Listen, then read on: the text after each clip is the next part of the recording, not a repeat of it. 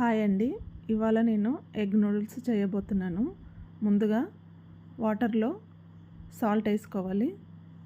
తర్వాత కొద్దిగా ఆయిల్ వేసుకొని వాటరు వేడి చేసుకోవాలి. తర్వాత అందులో నూడిల్స్ను వేయాలి. నూడిల్స్ ఒక 5 నిమిషాలు బాయిల్ అయినాక తీసేసుకోవాలి.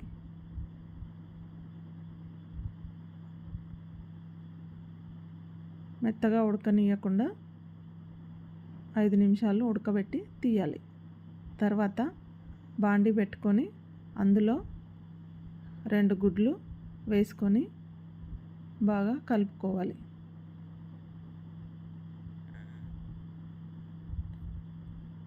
ఎగ్ బాయిల్ అయినాక అందులో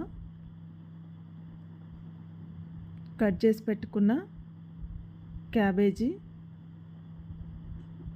స్ప్రింగ్ ఆనియన్స్, క్యారెట్ వేసుకోవాలి.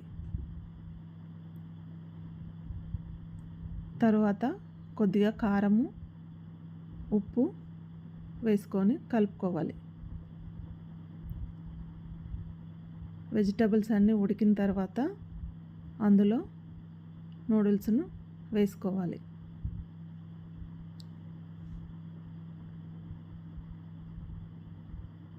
నూడిల్స్ వేసుకొని కలుపుకోవాలి.